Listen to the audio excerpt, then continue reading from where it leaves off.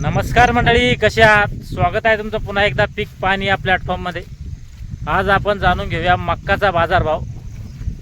आज आहे 2 जुलै गुरुवार. त्या अगोदर आपण कालचे मक्काचे बाजारभाव जाणून घेऊया.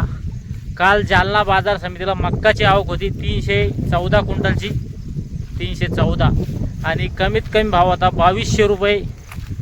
जास्तीत जास्त भाव होता 2425 रुपये, आणि जे ॲव्हरेज माल विकले ते 2250 ते पावणे 2300 रुपये. सर्वसाधारण माल 2250 रुपये. आणि आज आपण जाणून घेऊया मक्काचे बाजारभाव आजचे. आज जे समजा जुनी मक्का असेल, एकदम जुनी मक्का, त्यामध्ये डागी मक्का असेल तर 2000 2000 ते 2100 2150. आणि जुनी मक्का असेल त्यामध्ये कलर असेल तर 2150 ते 2250.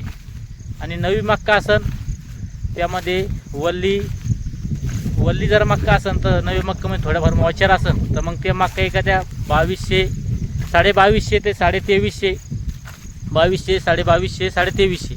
आणि त्यामध्ये कलरवाले मक्का असेल नवी मक्का तर मग 2350 2400. आणि आज 2450 पण मक्का विकले आहे 2450 रुपये.